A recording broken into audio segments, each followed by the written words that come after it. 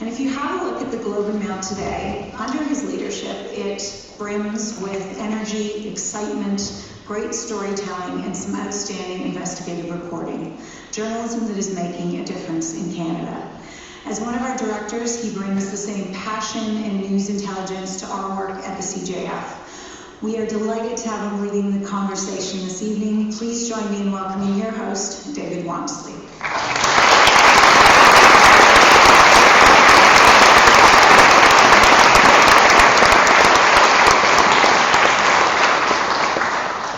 Good evening to you all, ladies and gentlemen, and thank you for being here for what I promise will be a riveting evening. In some ways, my role straight off the top is to introduce someone who I think very few of you actually need an introduction of. As Natalie said, the event tonight is sold out and there is a waiting list of many, many more. But in brief, Amy Goodman, courageous, adventurous, determined, hardworking, curious, never takes no for an answer. But I think in some ways, and I'm going to go to CMAC here, the best thing is if we let her work do the talking to begin with. So let's just look at this quick video.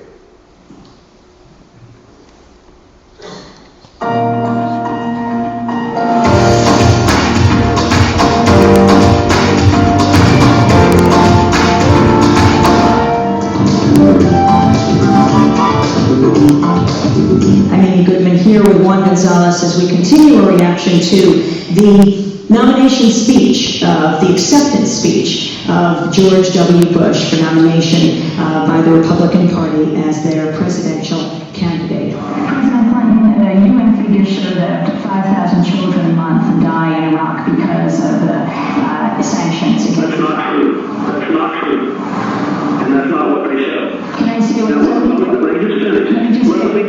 you started this, and every question you've asked has been hostile and combative. So you listen to my answer. Will you do that? And I looked out her window and saw the second plane hit the second building. And it dawned on me, my brother works there. And then President Bush mentioned him in the National Cathedral speech, cited him as being a hero, and I realized that my government was going to use my brother as justification for killing other people. I lost one sister and two brothers. I know families that were totally wiped out. Two American newsmen badly beaten, Mr. Alan Lear and Mr. Amy Goodman. Did U.S. security forces kidnap Haitian President Aristide? We are the first black independent country in the world. We just celebrated 200 years of independence last January 1st. Those who want to invest in killing democracy, in bloodshed, they don't accept you as an elected president. Just after Hurricane Katrina hit, we were down in New Orleans speaking with Malik Rahim, who showed us how a corpse still remained on the street 2 weeks after the storm. All right, that this man done invited their land here, and there's no reason for it. I mean, that's just totally disrespect. Democracy Now! Producer Sharika producer Nicole Salazar and I were among well over 40 journalists who were arrested during a police crackdown at the Republican National Convention in St. Paul.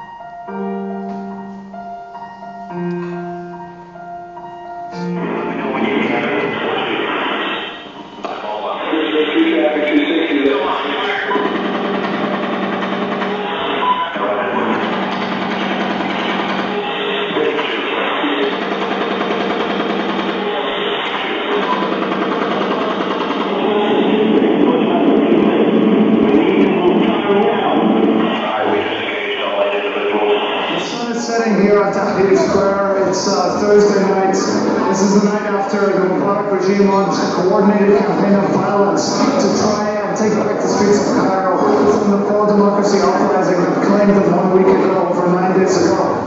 Well, one important action that the United States could take is to live up to its own laws. Of course, it would be nice if it lived up to international law, but maybe that's too much to ask. But live up to its own laws. We have a lot in common. We started small, you started small, and look, here we are. It's building, it's growing, and I think it's all good, so happy birthday.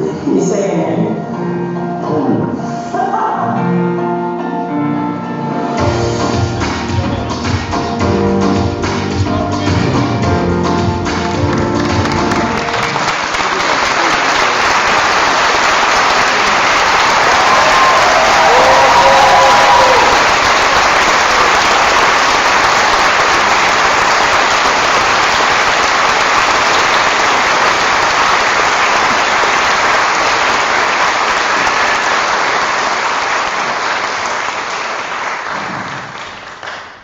Now, it seems to me, everywhere you go, there's trouble. And that includes one final clip that I just wanted to show briefly.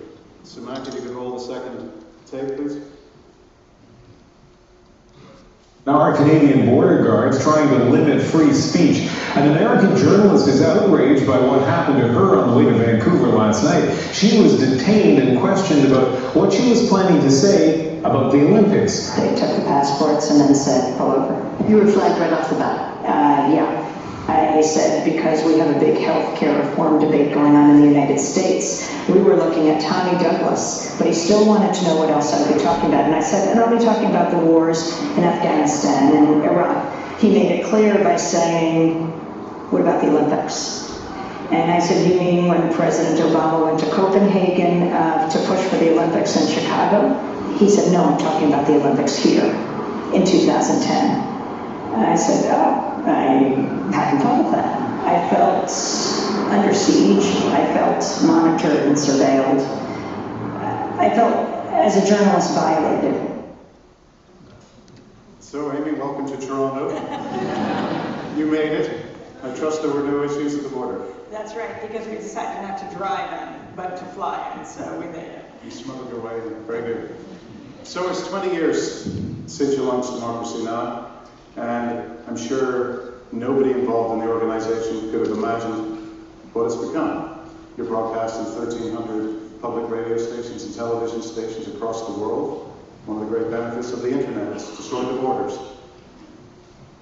But it wasn't supposed to be that way, was it? In your book, you speak to the idea that as Clinton was seeing Bob Dole off and facing Ross Perot, remember him, in 1996, that you really thought there was perhaps a shorter, more focused attempt at bringing or bridging the public opinion to public life. Tell me a little bit about that period and what you really imagined would be the end point of that initiative 20 years ago.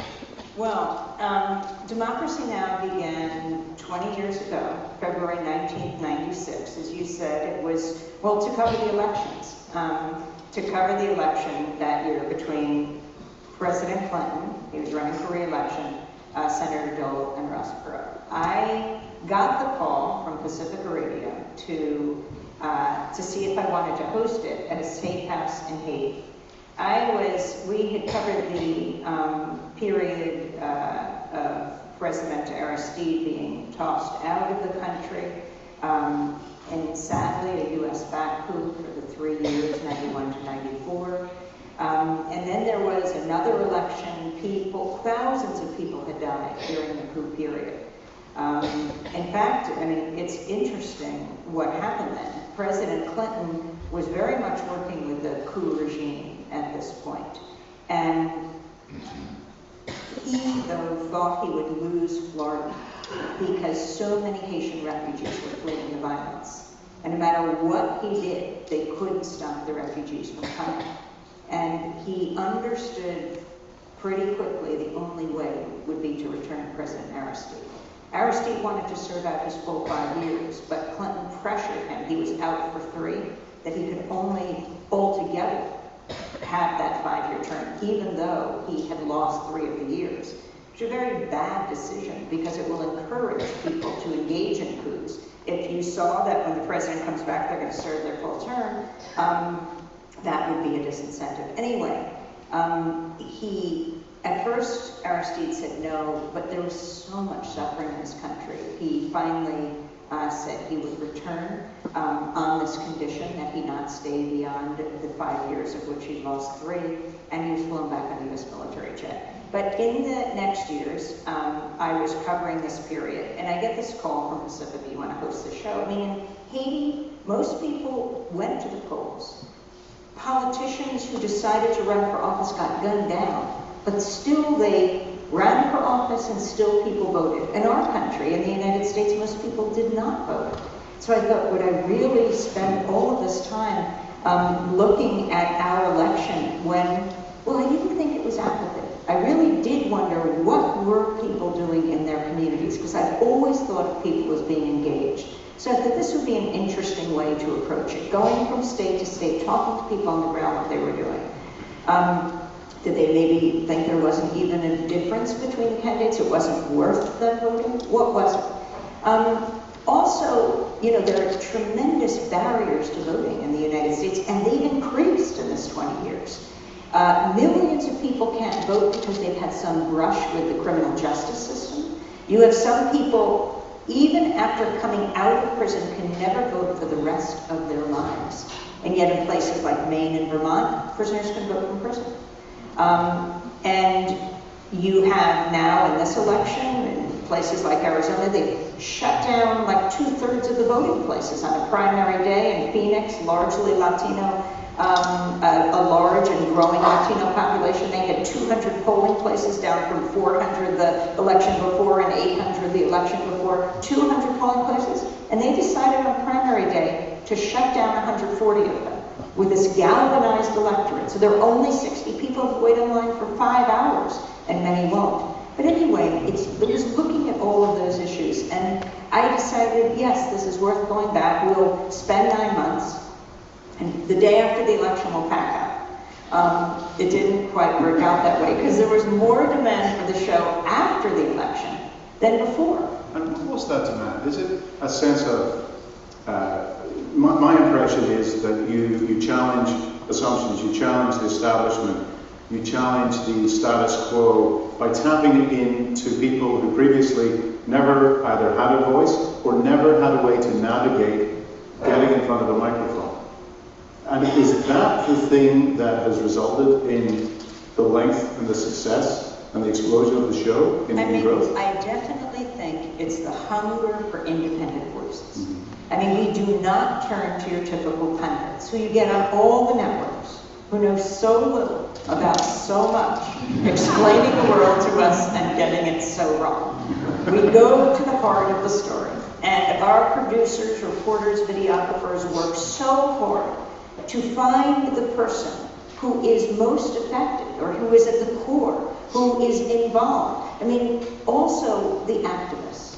The media denigrates activists, but what can be more noble than dedicating your life to trying to make the world a better place? And when you have guests on who are active on one issue or another, and debating each other as well, there's no one who's more impassioned, and even when we take on, I mean, to see this sort of condensed history of Democracy Now!, some of these incredibly difficult, painful moments in this video, how can people take it in? I think because the people who are most affected are talking about what they can do about it. And so ultimately, it really is hopeful. It's interesting, the idea of hope, because I think for so many, they listen to the media, they read the media, and the sense is one of pessimism, a sense that there is no hope. So when you talk about hope, is that for yourself as a journalist because you see so many people engaged, or are you seeing some shoots of optimism that should allow for people to feel that the world is turning in the correct direction? I think there is a tremendous amount of hope out there, and that hope lies in the movements that are coalescing and have been. And they fall below the corporate media radar screen. And it's those movements from the beginning until now that are the ones that are making history. They're the mechanisms of change that are so rarely talked about. Covering the Black Lives Matter movement, covering going back to the Civil Rights Movement, covering the immigrants' rights movement in the United States, the gay and lesbian movement, the anti-war movement, the environmental movement, indigenous rights movements. These are the movements that make our countries great. And to be able to be there, to provide a forum for people to speak for themselves. If I could just share a little of the history of Pacifica. Although we're an independent organization, we began at Pacifica Radio. And then we expanded to television. We're our own separate nonprofit.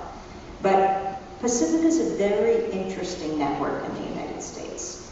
It was founded in 1949 by a war resister, a conscientious objector in World War II named Lou Hill. He came out of the detention camps in California, so there's got to be a media outlet that's not run by corporations that profit from war, but run by journalists and artists. And that's how Pacifica was born.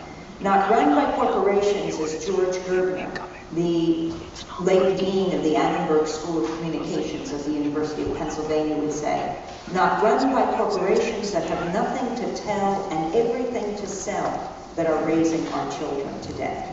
And so KPFA, the first Pacifica station, went on the air in 1949 in Berkeley. The next one, 1959, KPFK in Los Angeles. My station in New York, WBAI 1960. Within a year, they're hosting a debate between Malcolm X and the great writer James Baldwin over the effectiveness of nonviolent civil disobedience, the lunch counter sit-ins of the South. KPFT in Houston went on the air in 1970, and WPFW in Washington, 77. That's the Fab Five. That's the Pacifica Radio Network. But I want to go to KPFT in the Petro Metro, right, in Houston, Texas. It's the only radio station in the country, 1970 in the spring, it goes on the air. And within a few weeks, it's blown up by the Ku Klux Klan. They strapped dynamite to the base of the transmitter, and they blew it to smithereens, right in the middle of Arlo Guthrie singing Alice's Restaurant. And I thought that was a good song. Then, wait a few weeks, they get back on their feet, they go back on the air, and the Klan blows them up again. They strap 15 times the dynamite to the base of the transmitter.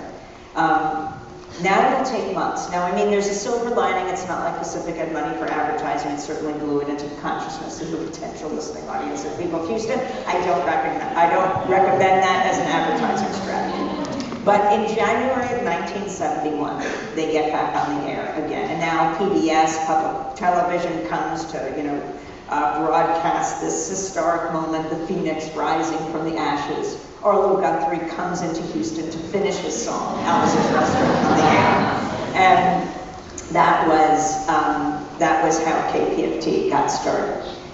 And I can't remember if it was the Exalted Cyclops or the Grand Dragon, because I often confuse their titles. But he said it was his proudest act. I think that's because he understood how dangerous Pacifica is, how dangerous independent media is. Dangerous because it allows people to speak for themselves. And when you hear someone speaking from their own experience, whether it's a Palestinian child or an Israeli grandmother, an aunt from Afghanistan, an uncle from Iraq, a kid from the South Bronx, or a kid from South Valley in Albuquerque, where we were just speaking at the local high school, RFK High School, who is overwhelming, the population of the students overwhelmingly undocumented. When you hear someone describing their own experience, it breaks down barriers, the caricatures and the stereotypes that fuel the hate groups. you start to think, that sounds like my boo-boo, my baby, my aunt, my uncle, and I'm not saying you'll agree with them. How often do we agree with our family members? But you begin to understand where they're coming from. And that understanding is the beginning of peace. I think the media can be the greatest force for peace on earth. Instead, all too often, it's wielded as a weapon of war, which is why we have to take the media back.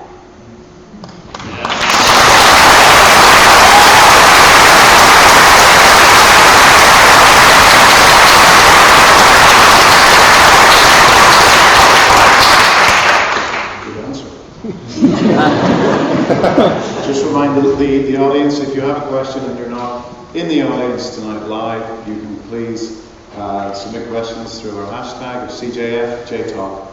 And at the end of the hour-long moderation, there will be questions for the live audience to also put to Amy. So the media can be the greatest force for peace. And yet, and you speak almost of an underlay of society where there is a lot of hope. There's a lot of optimism, there's an awful lot of opportunity and reflection about how individual communities can grow and become almost a testimonial to a tapestry for the future of the country. And then you get Donald Trump. And he's a product, presumably, of the political system, as is Obama. And the ability to get elected or re-elected is driven surely by being able to tap into all of those tapestries. So there is an enormously dangerous disconnect, isn't there, between the established binary option of a Republican or a Democrat or some October surprise independent and the groups that you're talking to and you're hoping to see reflected. Spend a little bit of time, if you would, on where the United States is today, because my impression is there is a sense of fear and a sense of a polarizing that is growing and is perhaps as severe as anything we've seen since the 60s. I'll answer it in a couple of different ways. I just told you the story about the Klan in 1970. This is a story 46 years ago. I cannot believe that we are talking about the Ku Klux Klan in the 2016 presidential race. I mean, this is just astounding. That Donald Trump was challenged on CNN by Jake Tapper. They said to him, will you disavow the support of David Duke, who is an avowed white supremacist Klan leader? I can't remember if he was the Red Dragon or the Exalted Cyclops. But would you disavow his support and the support of the Klan? And Donald Trump wavered. He said he'd have to consider this, look more deeply into this. And when was the last time you heard Donald Trump say he had to weigh something, consider something more before he spoke? But on this issue, he had to think more deeply about it. I mean, what was it that he had to think about? Which Klan chapter it was? He didn't want to generalize to all the Klan chapters in the United States. And it's not just that. You look at his rallies, you have his supporters punching out Black Lives Matter activists, sucker punching one in one case, and the Trump supporter afterwards said he would kill him next time.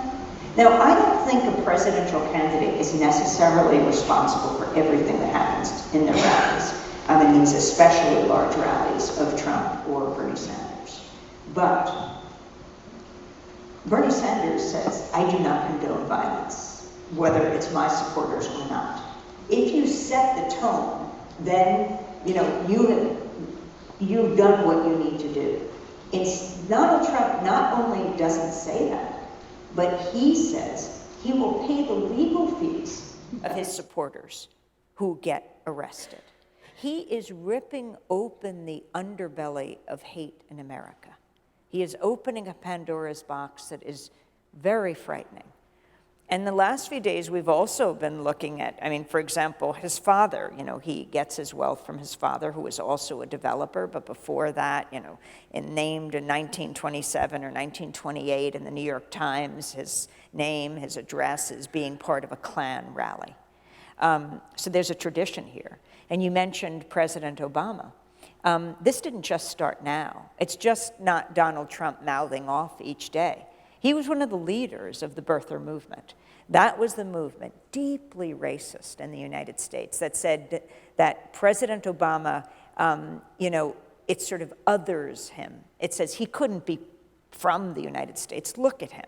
He must be from, he doesn't look like us. He must be from somewhere else. And Donald Trump did not let this go. He said he was sending investigators to Hawaii. He had the smoking gun. To this day, he has never let go of this. He may say he doesn't want to talk about it, but that's up to reporters to push him.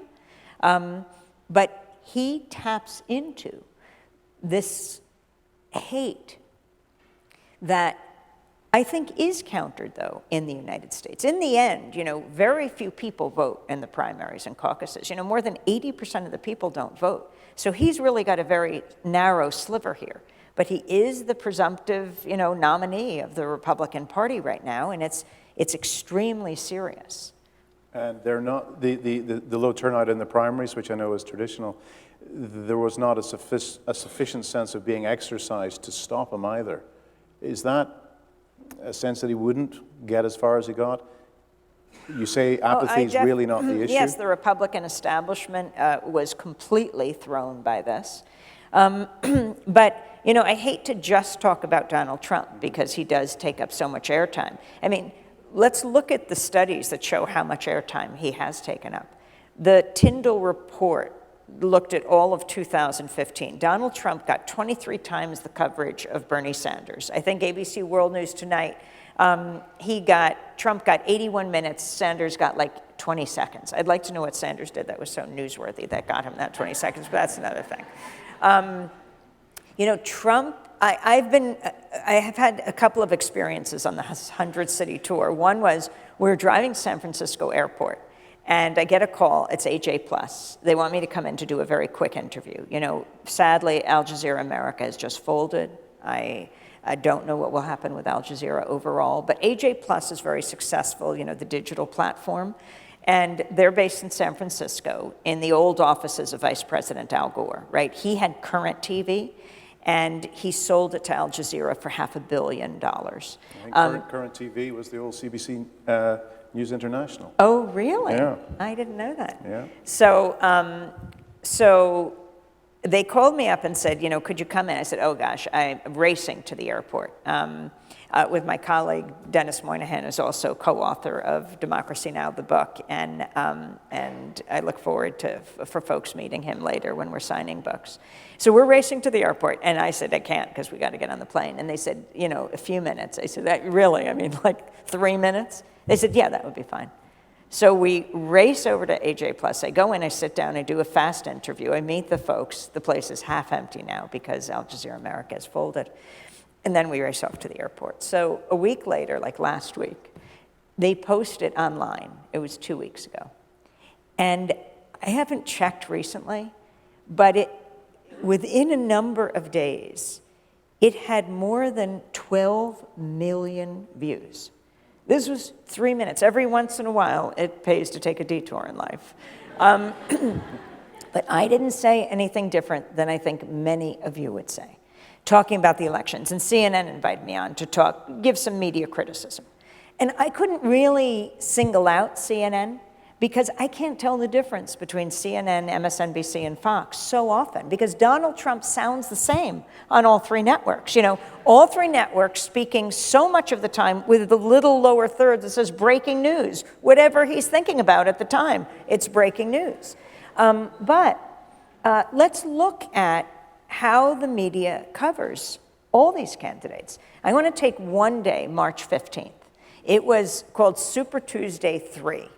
And it was 5 states in the United States: Ohio, Florida, North Carolina, Missouri, and Illinois. So it was Marco Rubio. Remember Senator Marco Rubio? He pulled out after he lost his home state of Florida. So he gave his concession speech that night. Wall-to-wall coverage in all the networks, as it should have been. John Kasich, the governor of Ohio, won his first primary in Ohio. Remember Governor Kasich? So he gave his victory speech. They played it. Ted Cruz, they played it. Clinton, she had won. Hillary Clinton won North Carolina, Florida, and Ohio. she was smart to speak then while she was ahead neck and neck with Sanders in Missouri and Illinois, which was significant because that's Hillary Clinton's home state. She gave her speech. Then they're waiting for Donald Trump. And they're showing an upper right-hand square of the empty podium at one of his Florida mansions. And they just keep showing it. And the pundits are filling the airtime, and they're waiting, and they're waiting. And finally, he comes to the podium, and he speaks for half an hour. Now, he sort of pioneered this, what he calls a news conference at the end of a primary night. He had done this a few weeks before. He holds forth for about an hour. He's trumpeting Trump water, Trump steaks, Trump magazines. It's a kind of bizarre. And the networks never pulled away from it. This time it was half an hour, and then that pretty much wrapped up the night, right? I got everyone, Kasich, Cruz, Clinton, Rubio, and Trump. There's no one, Bernie Sanders. They didn't mention him, only to say he was neck and neck with Hillary Clinton. Where was he? Had he fallen asleep? Had he taken the night off? Where was he? Well, in this 100-city tour, we did a swing through Arizona, Tucson, Flagstaff, and Phoenix, so I know this for a fact. I met many people. He was speaking in Phoenix that night to thousands and thousands and thousands and thousands and thousands of people. They played everyone's full speech, but not Bernie Sanders. There is something worse than negative coverage, and it is the vanishing. You just don't speculate where a person is, and you just don't mention him. So that night, as we were preparing our show the next day, we weren't going to do this, but we decided to play an excerpt of Bernie Sanders' speech. Who would have thought it would be a revolutionary act to play the speech of a major party candidate on a major primary night or the morning after? But that's what it has become in the United States. And then we have the issue of money in politics, that the corporate media reaches an all-time low on, because they will not cover this seriously, and there's a reason. Bernie Sanders has broken all these records. He's raised more, March, 44 million to Hillary Clinton's 29 million. He raises it on the campaign trail, average amount $27. People give $3, $9, whatever. They never max out because they're giving so little. And he does it transparently on the campaign trail. Hillary Clinton has to go off the campaign trail behind closed doors, and a much smaller number of donors. He has more than 6 million donors. And her donors can max out. We were just in a part of California where she was having a private fundraiser at the home of George and Amal Clooney, right? The going rate for a seat at the head table, $350,000. That was for a couple, but.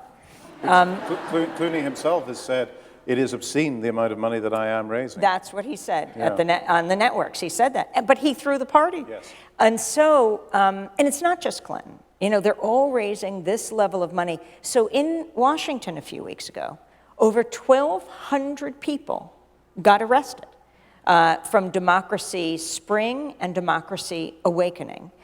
These were groups that formed to challenge the corrupting influence of money in politics, sort of following in the footsteps of Granny D, a woman who walked across America who said we have to pay attention to this. And when they were being dragged away, a number of them were saying, where's CNN? Where's MSNBC?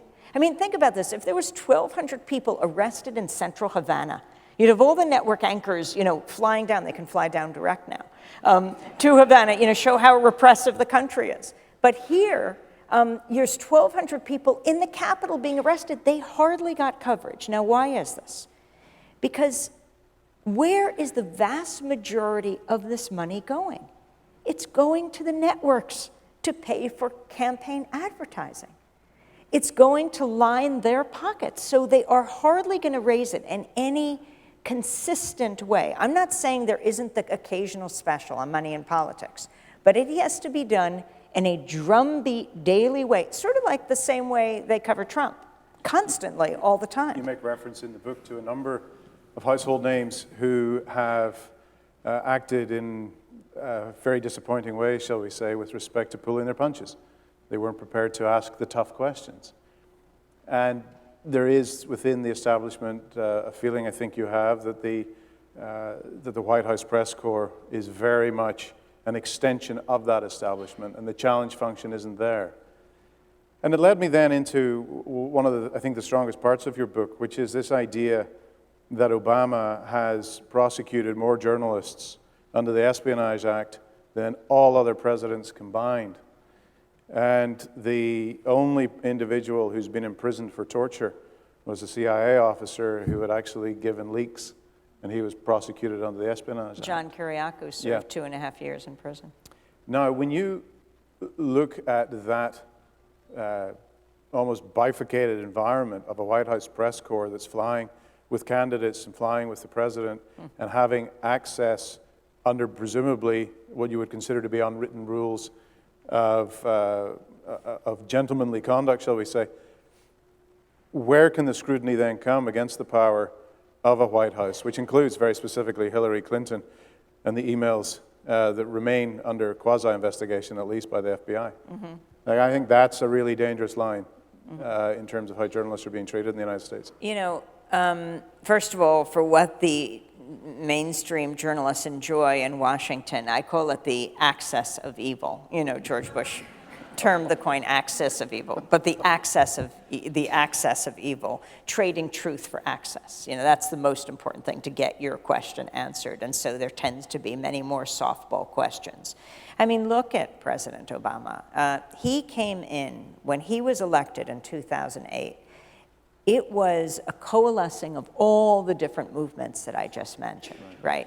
I mean, the main difference between Senator Barack Obama and Senator Clinton, when they were running for president, was that Senator Obama was against the war in Iraq, and Hillary Clinton hung on to that to the end. You know, she had voted for, as a senator, the war in Iraq to authorize, among many Democrats who joined with the Republicans. But Senator Obama had staked out a different position. So all these movements elect him. And what happened after, I think, two things. I think people were afraid to participate in a very serious racist backlash against President Obama. They didn't want to be a part of it, like the birther movement. And so you tend to hush your criticism because you don't want to contribute to the overall, this overall backlash. But also, I think they felt they had accomplished this historic feat. You know, the first African-American president in the United States in a land with a legacy of slavery was astounding. I mean, people for so long had felt they had hit their heads against a brick wall. The wall became a door. The door was opened a crack. But the question of whether it would be kicked open or slammed shut is not up to that one person in the White House. You know, when those who are used to having the ear of the most powerful person on earth whisper in the Oval Office what they want, if he can't point out the window and say, if I do that, they will storm the Bastille. If there's no one out there, he's in big trouble. That's when he agrees with you. What about when he doesn't? So all these movements, I mean, he said immediately he would, you know, first executive order, close Guantanamo. It's been 7 years. It hasn't been closed. Deal with... Why is that? That exercises me more than almost anything. This idea that he said on day one, or was it day two, Gitmo will close. No, and he hasn't done it. Is it a lack of will? Well, I mean, I think he's not actually in control of his decisions? It's someone else? If you pull that string, it's puzzling. You know, put it mildly. In the past few weeks, we lost a great legal warrior and activist, the pioneering attorney Michael Ratner, who was the president of the Center for Constitutional Rights, who was, you know, the Center for Constitutional Rights has taken on this case from the beginning, representing prisoners at Guantanamo. And when Michael, you know, fought for this and fought for the habeas corpus rights, the right of a prisoner to have their day in court, he never thought this would necessarily get anywhere. He was asked by another attorney, David Cole, you know, did he think? And he said 100% no. He didn't think it would go somewhere. He completely did it on principle. Yet, years later, it would go to the Supreme Court and he would win. The Center for Constitutional Rights also took on the issue of Rumsfeld and the Bush administration around the war in Iraq, and you ask these questions. For President Obama, he could close Guantanamo. He had a completely recalcitrant and oppositional Congress. They didn't want to, but there's all different ways he could have done it. And I think it's the same on all these issues. I mean, my colleague, Mike Burke, who's here with us on this leg of the trip, senior producer at Democracy Now!, we're a kind of brain trust of reporters and producers and videographers. He just was in a Chicago church yesterday, the day before, interviewing a man who was taking refuge in this sanctuary church so he wouldn't be deported to Mexico. But President Obama has become what his allies called. You have to understand, these establishment immigrant rights groups are not only on the outside of the White House, they're on the inside. It's a total revolving door. They saw that President Obama represented the hope. They're the ones who coined the term deporter-in-chief. He's deported more immigrants from the United States than any president in U.S. history. And then you look at the wars that he was going to end and has now presided over the longest war in U.S. history. That's not Bush. Bush started it. But President Obama continued it. And these are very serious issues. And as you mentioned, Hillary Clinton was very much a part of this administration. I don't think there was any love lost between the two of them. Knowing people who worked within the administration, you were either considered a Clintonite or an Obama person, and everyone was defined in that way in the State Department and other government agencies. But it's extremely serious. I mean, although Obama really continued the policies, though people didn't think he would, of Bush before him and of Clinton before Bush, right? President Clinton. And David, I have to comment on that clip you played of my conversation with President Clinton. I mean, it goes way back. It was 2000. It was when we were just on radio. But it was very interesting to touch on all these issues that continue right through today to be in play. I mean, this was a really interesting day, and you talk about, you know, the White House press corps. I was in our office in New York, and we were going on the air. It was minutes before airtime in the morning, and it was election day 2000. President Clinton was in office. Hillary Clinton was running for Senate. Al Gore was running for president. And I had two producers at the time. They'd already run into the control room. And we get this call, and they said White House Communications. And I thought they said White Horse Communications. You see, that's a famous tavern in New York where Dylan Thomas drank himself to death. And I really thought they said this. So they said, the president would like to speak to you. And I said, the president of what? A tavern? And what would he be doing calling at 9 o'clock in the morning? And so they said, the president of the United States of America. And I said, I mean, you have to understand, the show is going on in like 60 seconds. I said, President Clinton? And so they said, yes. He's calling New York radio stations to get out the vote. And he would like to talk to you for a few minutes. And I said, oh, okay. I had no idea if this was a hoax, and I had to get into the studio.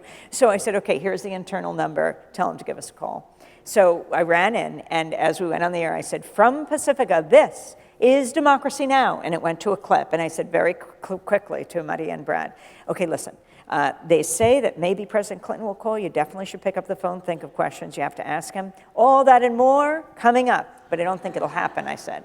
So the show went on, didn't happen, and we went out for coffee. It was going to be a long day. You know, the president, we'd probably know around midnight or 1 or 2 in the morning who it would be, Bush v. Gore. Of course, it would end up being 5 weeks. It would be a selection by the Supreme Court, not an election, but that would determine it was President Bush. So we're going out for coffee, and we hear a yelp from the control room. It's Gonzalo Alberto, who does the show after ours at the time, Alternativa Latina. It's a Latino music show. And he says, the president is on the phone. So we run in, and Gonzalo is over the audio board. He's got all the salsa music up, all the faders up, and he's got all the microphones down. And I had no idea how to work this board, but I could hear President Clinton saying, being drowned out by the salsa music, "Is anyone there? Is anyone there?" So I hurled myself over the audio board, threw down all the music faders, had no idea which fader linked to which microphone, but put them all up, 7 microphones, hot in the room. I have my 2 producers, he has his music producer. I say, "Okay, guys, we're about to interview the President of the United States." And I say, President Clinton, thank you for calling. I understand you're calling to get out the vote. What do you say to those who feel that both the Democratic and Republican Party are captured by corporations? And he responded, and he weighed in, and he said he disagreed, and he said people should get out and vote. So then I asked him about Leonard Peltier, the Native American leader who has been in prison for decades. We knew that he was weighing clemency, and this is now many decades later, and the case of Leonard Peltier is, again, they're requesting clemency from President Obama. But anyway, I said to him, I understand you're weighing clemency for Leonard Peltier, and he responded, and we talked a little about that. And then I asked him, and that's the clip you played, about the 2 U.S. UN Assistant Secretary Generals who had quit over the sanctions regime in Iraq, that over 500,000 children had died. Leslie Stahl of 60 Minutes famously asked Secretary Madeleine Albright if she thought the price was worth it, 500,000 children dead. And Secretary Albright would say yes. She later said she regretted that answer. But I said to him, what do you say about this? And he says that it was genocidal. That's what the UN Assistant Secretary Generals both said. And he said he disagreed. I asked him about going back to Arkansas when he ran for president to preside over the execution of a mentally challenged man, a mentally handicapped man named Ricky Ray Rector. We asked him about the U.S. Navy bombing and napalming Vieques, the Puerto Rican island, and whether they would stop. And then, Ralph Nader was running for president at the time, and I asked him what he thought of those who say that Ralph Nader's success was due to President Clinton because he had brought the Democratic Party to the right. And that's when he got angry. And he said, "I find you hostile, combative, and at times disrespectful." So I said, well, then I only have a few more questions. And I said, they're critical questions. And so I asked him, Vice President Gore had said if he became president, his first act in office would be to outlaw racial profiling. And I said, you guys have been in office for 8 years. Why haven't you done this until then? So he responded, and then he said he had to get off the phone. So that was about a half an hour. It was very interesting, and that was the alternative Latino music that day on Pacifica Radio. So it got a lot of headlines, and the next day, we played it on Democracy Now! And right afterwards, I go back into the office, and the phone rings. It's a reporter in New York, and he's saying, how did this happen? How did you have a half-hour interview with the president? And then I get another call. And this is when we had wired phones, right? So I put the phone down, and I said, hello? And they said, White House Communications. I knew it wasn't a tavern. And I said, hi, how are you? And they said, you're banned from the White House. I said, you're banning me? He called me, I didn't call him. And so I said, just 1 minute, please. And I said, I'm sorry, Peter, this reporter. I'm sorry, I have to get off. The White House is on the phone. He says, do not hang up this phone. Do not put me on hold. Just put the phone down, and I'll take it from there. So I put his phone down, and I go back to the phone. I said, this is not fair. And so they said, you broke every rule. You violated the protocol. And you broke our agreement. I said, what agreement? You called me seconds before I was on the air. We talked for about 30 seconds. Half of the time, I thought you were a local bar in New York. And they said, we told you he wanted to talk about getting out the vote. They said, you asked like questions 1, 4, and 7 may be related to that, but nothing else. I said, I asked 3 questions related to what President Clinton wanted to talk about. I'm falling down on the job. But anyway, I said, it sounds like you have a transcript. Please send it. We have volunteers making transcripts. We'd like to immediately post it online. They weren't pleased. And I said, I want to know something. How many reporters did President Clinton speak to yesterday morning? They said like 40 in New York. And I said, and I'm the only one who asked questions outside of getting out the vote? They said, that's right. I said, this is just a very sad comment on American journalism. They also said, we told you he had 2 or 3 minutes. You kept him on the phone for over half an hour. I said, you know, he's the leader of the free world. He's the most powerful person on earth. He could hang up if he wants to. And then they said, we're not saying he didn't have a good time.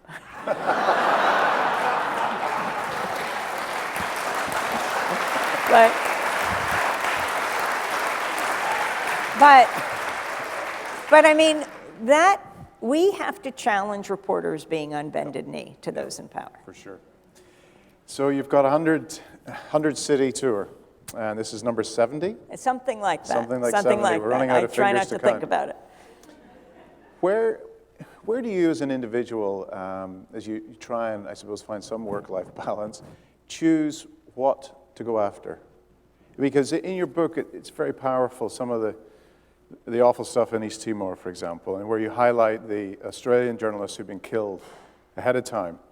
But you make the point, I think it is, that the night of the assault on yourself and your colleague was the only time in the 16 years of the war and the insurgency going on that U.S. networks made any mention of East Timor. That, I'm sure, is depressing in one sense, but it's also galvanizing in another, because you almost become this lightning rod for attention, and that means that presumably that takes a lot of the power away from yourself in terms of what you can do. You feel a responsibility to keep going and pushing and deciding what voice needs to be heard next. So how do you balance that, and where are you going to go next? Well, you know, Timor is a horrific story, and I think it affected a lot of people in Canada as well as the United States because of the relationships of our government with the Indonesian regime during that period. And I just want to briefly talk about it because it is so important. Actually, we're coming up on the 25th anniversary of the massacre, the Santa Cruz massacre. But for people who don't know, and I think probably Canadians may know more than people in the United States unless they listen to Pacifica. In December 1975, Indonesia invaded East Timor, the day after President Gerald Ford, and Secretary of State Henry Kissinger met with Suharto in Jakarta, the capital of Indonesia, gave the go-ahead for the invasion. Suharto was concerned that if he were to invade another country, that he would lose the weapons that flowed from the United States to Indonesia. But the President and Secretary of State assured him he wouldn't. They flew out, and the Indonesian military invaded East Timor by land, by sea, and by air. They closed East Timor to the outside world, and for the next quarter of a century, they committed one of the great genocides of the late 20th century. They killed off a third of the population. It was proportionately larger than Pol Pot in Cambodia. But the difference in coverage was vast because Pol Pot was an official enemy of the United States, and so the Secretary of State, the President, would constantly speak against him, and the press constantly wrote about it. I mean, as they should. It was a terrible situation in Cambodia. But when the President is an ally of a dictator, of a murderous regime, then the President is not going to speak about it, and neither is the Secretary of State, and so it got almost no coverage in the United States. So we went there 16 years into this occupation. In 1990, I was there with my colleague, journalist Alan Nairn, an incredibly brave reporter, covers Latin America, covers Indonesia. And we went back in 91, in the end of October 91. I mean, this was a true hell on earth. The Indonesian military killed off a third of the population. And when we got there, I mean, the sorrow in Timor, we went to the main Catholic church in Dili, you know, Timor, about 300 miles above Australia, and we went to Mass, and the women were crying. We didn't know if it was the standard sorrow of Timor or if something had just happened. And after the Mass, we learned, this is October 91, that the Indonesian military had surrounded the church, shot into it the night before, and killed a young man. Many young people had taken refuge in the churches, the only civilian institutions allowed to stand where people could assemble. And a lot of these people in the churches, the young people, had congregated there because they wanted to speak to a UN delegation that was supposed to be coming. We later learned it was at the behest of the United States that the delegation didn't come. But But then we went out on the steps, we saw the blood of this young man, Sebastião Gomez, and they had shot into the church and killed him at point blank range.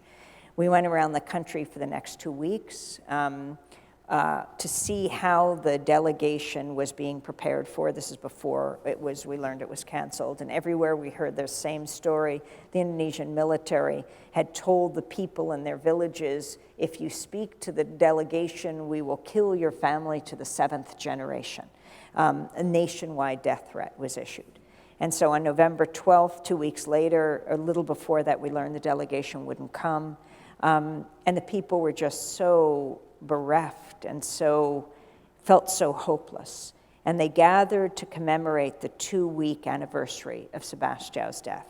They went to the main church in Dili, 1,000 people came out for mass, and then kids in there with their Catholic school uniforms had shoved banners they'd written on bed sheets in their blouses, and they pulled them out and they would say things like, why the Indonesian military shoot our church? They appealed to President Bush at the time, that was President George H.W. Bush, to do something. They appealed to the UN, and they marched through the streets of Dili, this geography of pain, where so many Timorese had been killed or disappeared, in army barracks, behind hotels, women raped in officers' homes. They walked through this geography of pain to the Santa Cruz Cemetery, where Sebastião had been buried 2 weeks before. Alan Nairn and I followed them.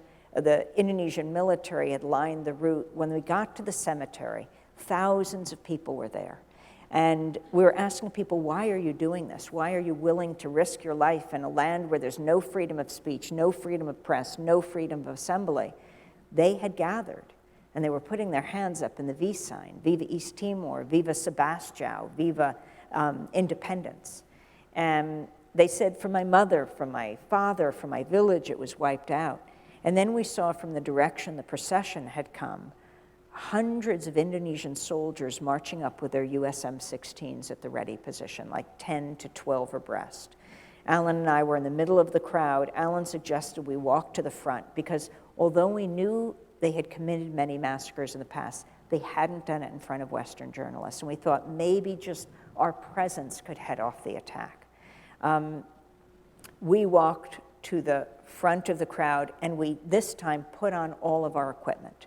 We always hid our equipment. Anyone caught talking to a journalist could be disappeared, could be killed. But this time, I took out my tape recorder, slung it over my shoulder, held up the microphone like a flag. Alan put the camera above his head. We walked to the front of the crowd. And the soldiers just kept coming. It got very quiet. The people could not escape because there were walls on either side of the cemetery. And the soldiers marched up, they came around the corner, they swept past us, and without any hesitation, without any provocation, without any warning, they just opened fire on the crowd, gunning people down from right to left.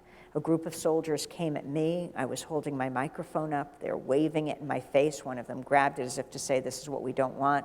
They slammed me to the ground. Alan got a photograph of them opening fire, then threw himself on me to protect me.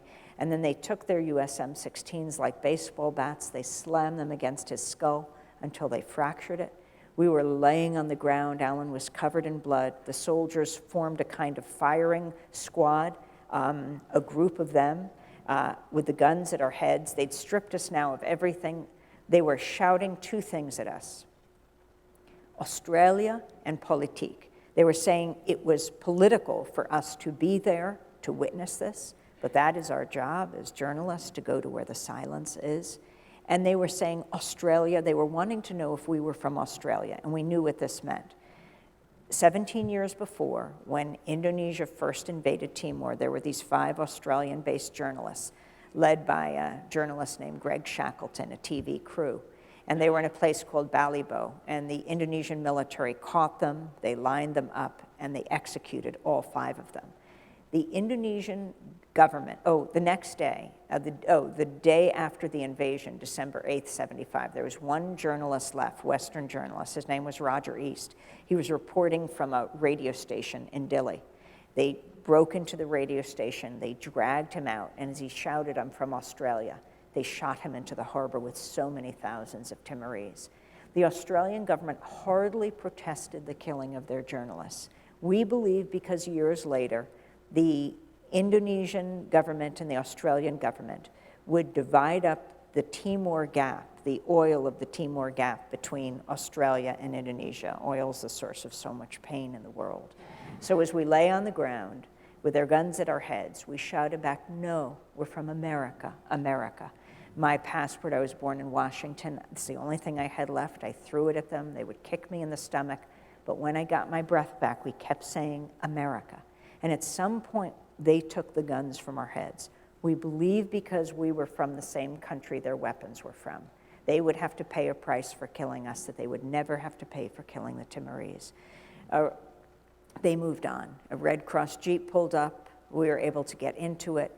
And then dozens of Timorese jumped on top of us and on top of the vehicle. And we drove like that as a human mass to the hospital. When we got there, the doctors and nurses started to cry when they saw us. Not because we were in worse shape than the Timorese. This is where the lucky Timorese were. Young Timorese who had dragged their friends or their family members from the massacre site who had been shot to try to get them operated on.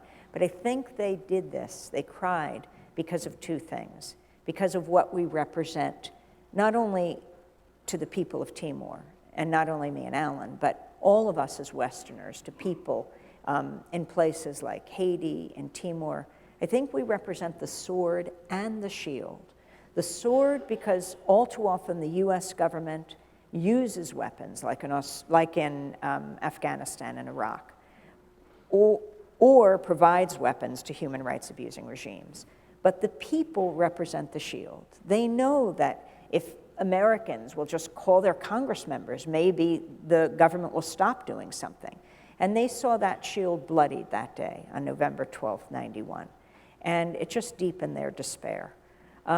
We went into hiding ultimately at the bishop's house. The bishop, Carlos Jimenez Bello, who would ultimately win the Nobel Peace Prize a few years later.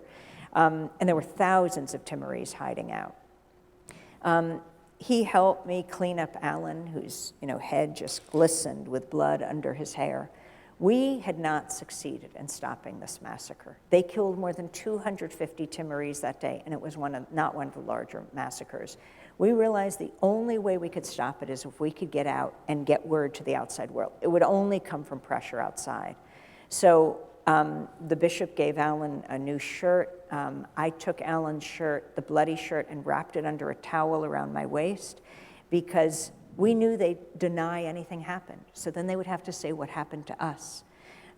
We raced to the airport. The whole city was shut down at this point. And when we got to the airport, the soldiers there, it's a military-occupied airport, had to decide whether to let us on the flight, one flight out. And we think either there was miscommunication at the airport or they had already decided not to kill us at the massacre site, and so they were going to let us go on. And we were able to get on this flight. When I climbed onto the plane with Alan, once the doors were closed, the flight attendants handed me a silver bowl of water and said, "Clean him, clean Alan," because the blood was just glistening now and now once again coming down. We flew from East Timor to West Timor, which is a part of Indonesia, to Bali, and there we're able to made the call to the West. Alan, with his fractured skull, saying on the phone, "There has been a massacre," and I would take the towel that I had around my waist and wipe the blood off the phone as he spoke, as he talked to Western news agencies, made contact. And we got on the plane, flew onto Guam. There, an ambulance met us and took us to the hospital. They sewed up Alan, and the calls that came in from around the world, like over 100 press agencies calling, BBC, CBC, New York Times, Washington Post. I mean, in the United States, as you said, they had not talked about Timor since the day after Indonesia invaded on any of the major nightly newscasts for this entire time until this massacre took place. We made it to the United States as they operated on Alan in Washington, D.C. We then held a news conference at the National Press Club and said, this was done with U.S. weapons. And a nationwide movement grew up in the United States, as one did in Canada also. I think it was called the East Timor Alert Network. In the United States, it was called the East Timor Action Network. 9 years later, the people of East Timor got to vote for their freedom. in 1999 in a UN-sponsored referendum, and they overwhelmingly voted to be independent from Indonesia. In that election, in that referendum, I tried to get into Timor to cover it, but the Indonesian military caught me. I tried in Jakarta, I tried in Bali. They kept catching me and throwing me out. But Alan got in, and he covered the Indonesian military burning East Timor to the ground and killing another 1,000 people as they voted for their freedom. Well, it just ended here 3 years later, in 2002.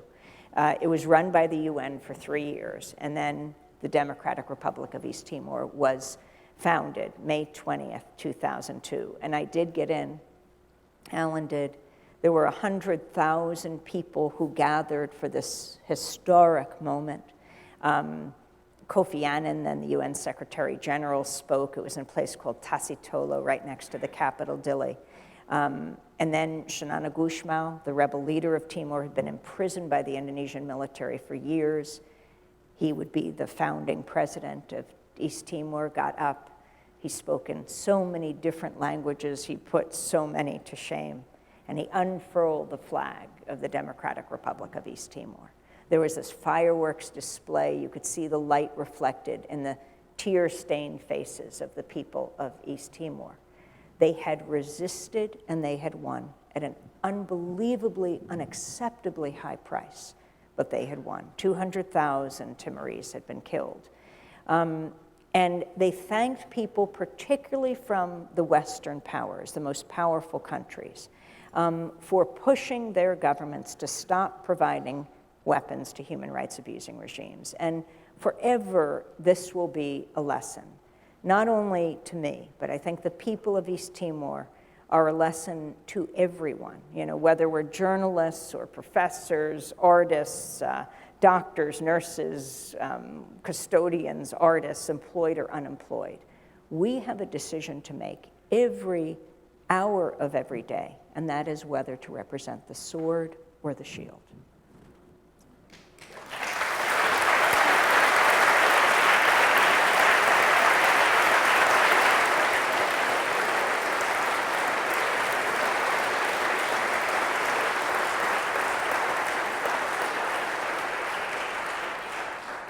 Someone should offer Amy a radio show. I think it'd be quite good. Okay, we'll go to questions. There are two microphones. There's one on the aisle over there and on the other aisle over there. There's nothing in the middle. Oh my gosh, there's actually people here. Yeah. Please line up. If you could go to the mic, your name. We're short on time, so please just a quick introduction of your name and make it a question. No speech, no pontificating. We have to wrap at 7:30. And then there will be a reception afterwards where there will be more of an opportunity to speak to Amy. So, quick question, name, affiliation, quick question, and a quick answer, and away we go. Oh my gosh, that's going to be the challenge. My name's Ali Downham. I'm a student journalist at Ryerson. And I just want to ask you about your thoughts on the coverage on the Canadian federal election that happened recently. In terms of its coverage, I know that you were talking about Bernie Sanders and how there's not much coverage about him. I'm having a little trouble understanding.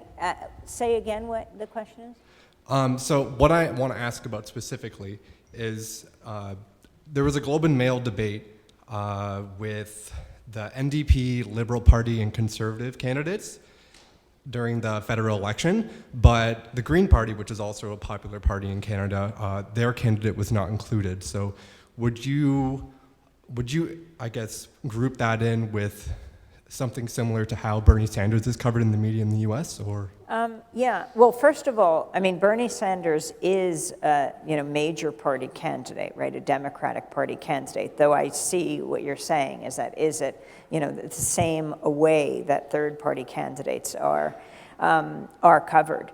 And there are third-party candidates like the Green Party in the United States, like the Libertarian Party.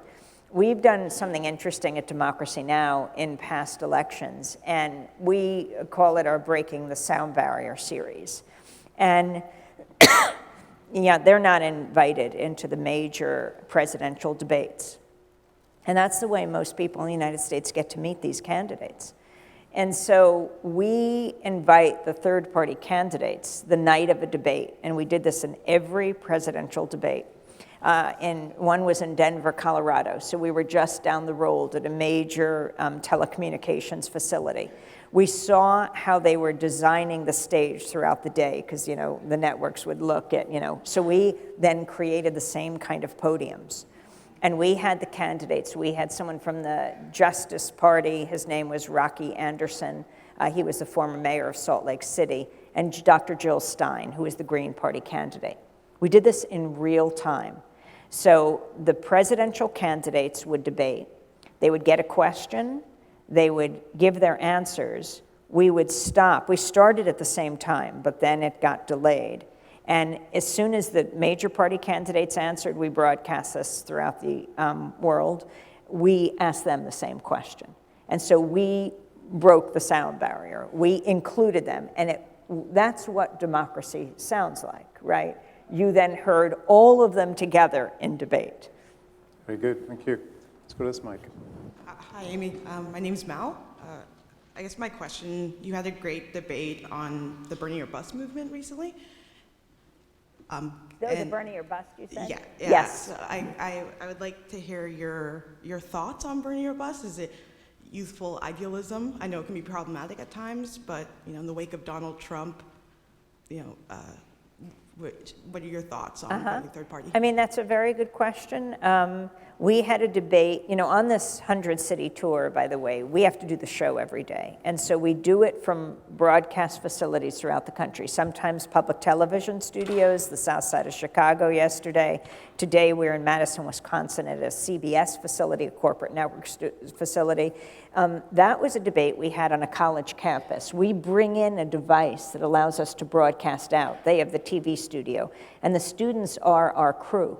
So they're running the cameras. It's an amazing experience. And we brought in, and we bring out the voices of people in those communities. So that day, we had the Seattle City Council member, the first socialist to be elected in, I think, a century, Kshama Swant, who's very interesting. And she led the, you know, $15 an hour minimum wage movement in Seattle that has really raged across the country. It had tremendous effect. And the former mayor of Seattle. Now, this is, you know, another thing that we do is we don't just have the Republican-Democratic debate. You know, we have some of that, but there's so many other debates that take place. Like, these were two very strong Bernie Sanders supporters. But the debate was over Bernie or bust. Kshama Swant subscribes to the idea that if he doesn't get it, she's not going to vote for Hillary Clinton. She may vote for Dr. Jill Stein of the Green Party. She cannot support Hillary Clinton because of her stands on war, her stands on many different issues, on the economy, on her closeness to Wall Street. But Mayor McGinn, though he's a strong supporter of Bernie Sanders, is so terrified of Trump, feels that Hillary Clinton would be the better alternative. So it's very interesting to have a debate like that. And that's a movement that's going across the country.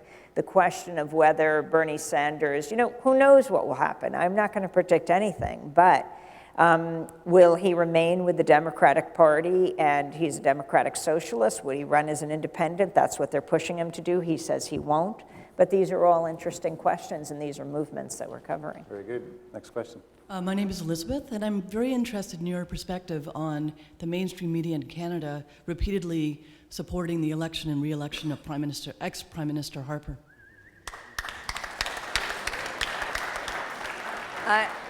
This should be a longer discussion outside, because I think you all would be much better equipped to, I mean, it's an excellent question, but I don't feel like I'm qualified to talk about the major Canadian media and how it covered Harper. Avoided that one. Hi, Amy. My name's Kyle. I'm just a big fan. I came here from Thunder Bay. So my question is kind of a follow-up to some of the points you've made about Hillary Clinton. And just from the media I've heard, they're questioning when or if she will in fact be indicted in some way for her criminal activities in whatever respect, like you can choose any of them, and kind of the dictatorial role that she had in Bill Clinton's administration, like ousting the transportation supervisor, for example, immediately upon coming in. But what do you see, or what can be done to either hasten that procedure or something to have her kind of have to come out of this race? So I don't think she will be indicted for the issues that you are most concerned about. But it is an interesting question, what's going on with these emails. There is a kind of battle going on within the Obama administration. The Justice Department versus the FBI. The FBI is led by a man named James Comey, who is a former Bush appointee.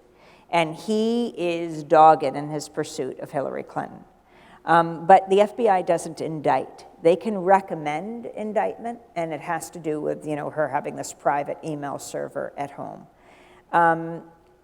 If he does, it will certainly embarrass the Obama administration. He's a part of the administration, but he and President Obama have been at loggerheads on a number of issues, especially on the issue of taking on police and police brutality in the United States. When President Obama was meeting with police chiefs, he said that crime had escalated because police feel like they're handcuffed now. And so he and Obama don't get along. He wants to push an indictment, I understand, and the Justice Department is ultimately the ones who will decide. I do not think politically they want to do this, even if there's no love lost between Obama and Clinton. So it's not clear what would happen on that issue. But the issues you care most about, that's not what Hillary Clinton would be brought up on charges around. Next question. Hello, Philip Pierce, Orangeville, Ontario, a long-time listener, first-time caller. We have a situation in our First Nations communities that there's a lot of suicide and despair happening there. I was wondering if you could speak to how to bring hope to such hopeless situations in places like I'm reserves. sorry, could you repeat the question? I was wondering if you could speak to how to bring hope to hopeless places like First Nations communities and reserves.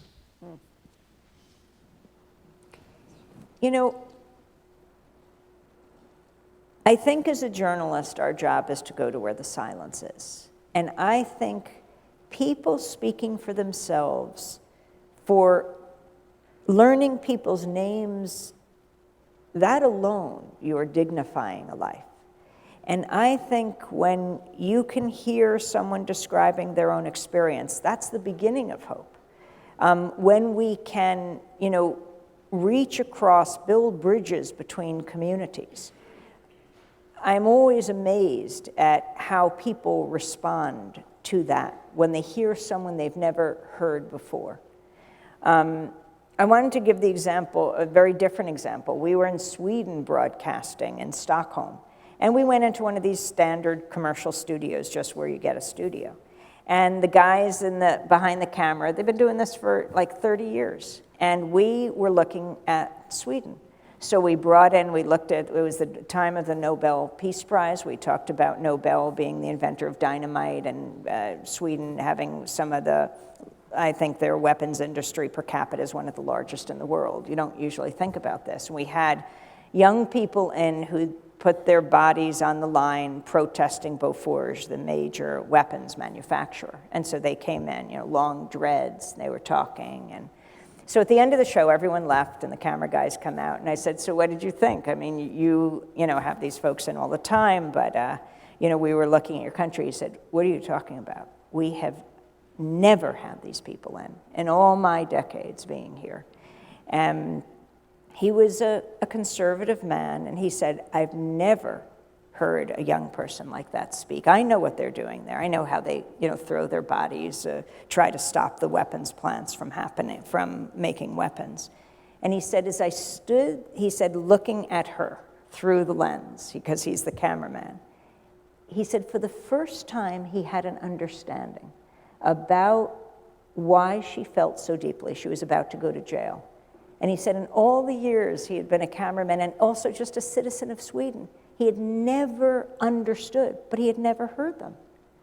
And I thought that alone said so much, because It's our job in the media. It's so easy to go to people who are the same color, class, race as you are and just have these very easy conversations.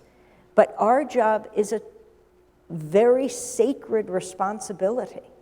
It's to kind of, I see the media as a huge kitchen table that stretches across the globe, that we all sit around and debate and discuss the most important issues of the day.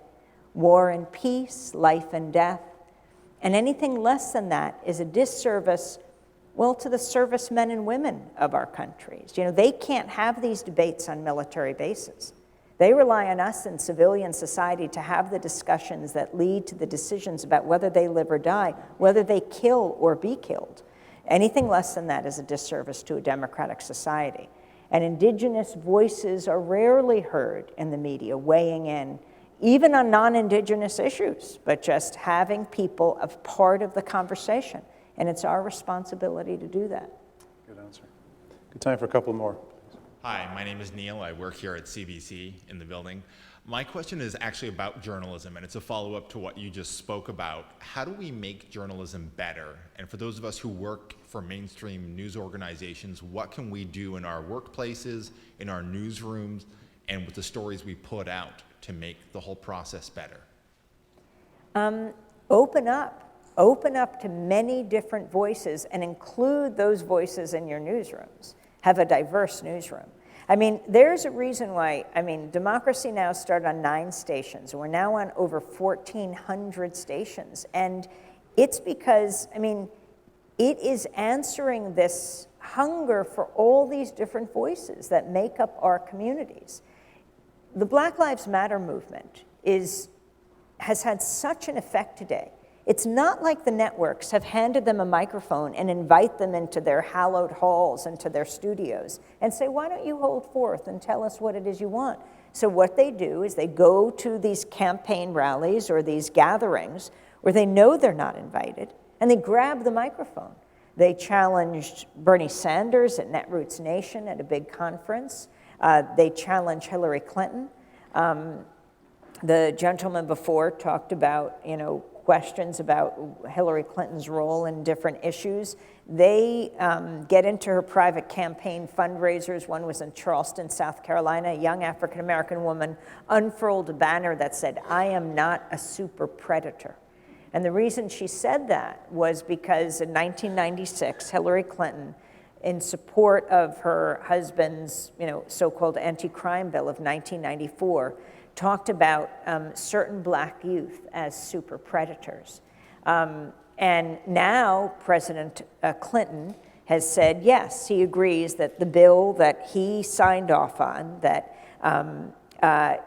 was in fact, has led to the mass incarceration. A level of mass incarceration in the United States that's just astounding. We have 5% of the population, 25% of the prisoners.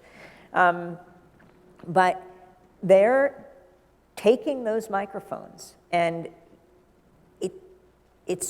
they shouldn't have to grab the microphones.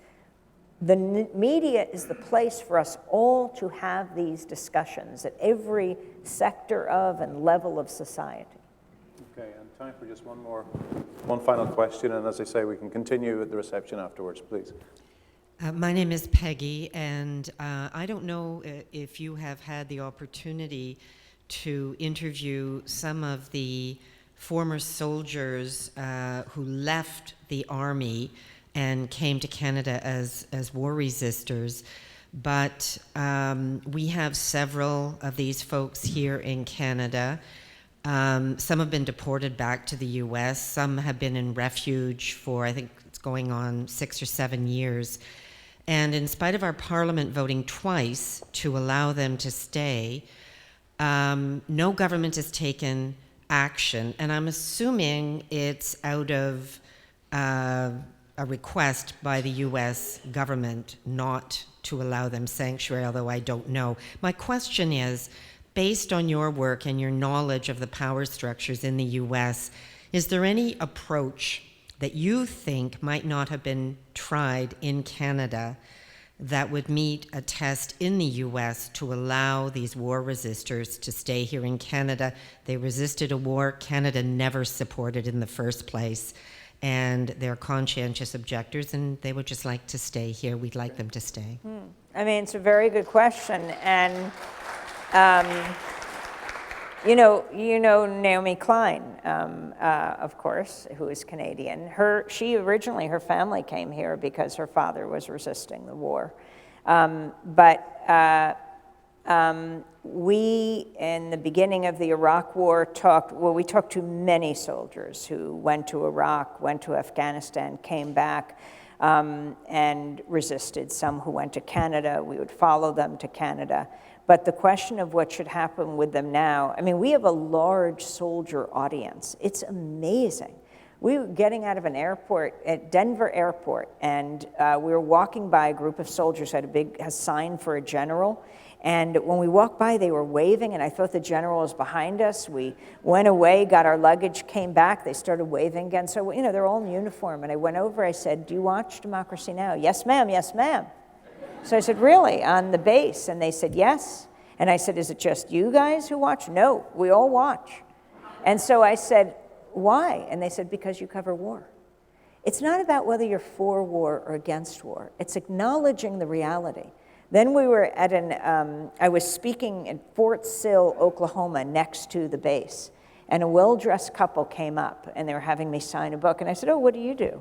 And the woman said, "I'm the spokesperson for the base." She wasn't in uniform. And I said, "You watch Democracy Now?" And she said, "Oh, yeah, every day." And it's that reason. It's acknowledging what is happening on the ground. There is no more serious decision a country can make than to go to war. And if our countries are at war, it is our obligation to cover what's happening there and what is happening to these soldiers. You know, more than 1 million of them, more than a third of them, and I'm sure it's much higher, suffer from post-traumatic stress disorder. And I think part of that, aside from what they've done in these countries, is coming back. And people don't have any idea, because the media doesn't cover the reality on the ground. So it's so dissonant for them. It is such a different reality. I think it contributes to PTSD. And we have to bridge these gaps. And soldiers speaking for themselves, there is nothing more powerful. Thank you very much. I'd like to invite Natalie Turvey back to the stage.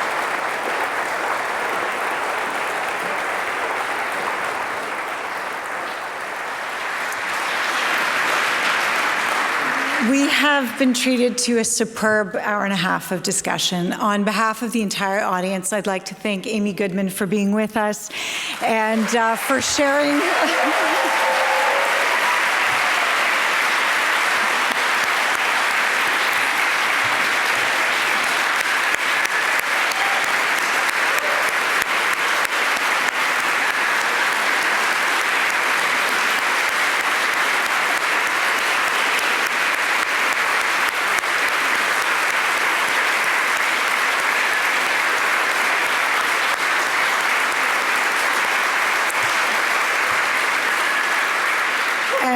For that candid and incredible look back at 2 decades of Democracy Now! And I'd like to thank David Walmsley for making this a timely and relevant discussion.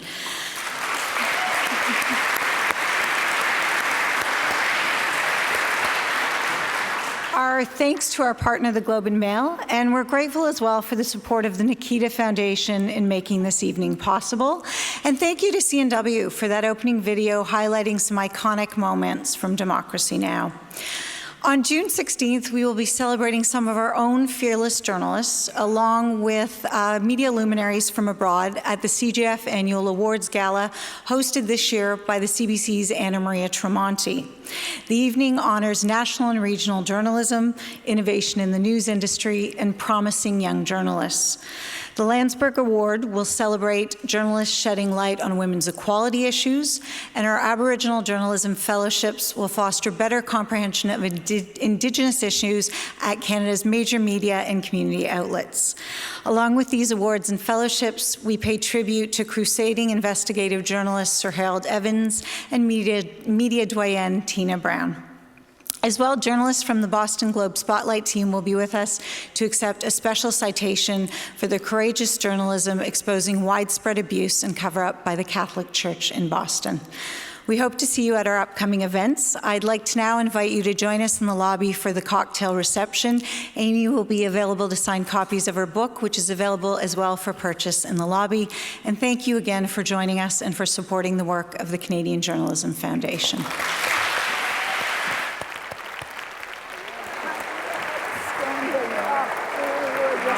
Thank you very much. Thank you.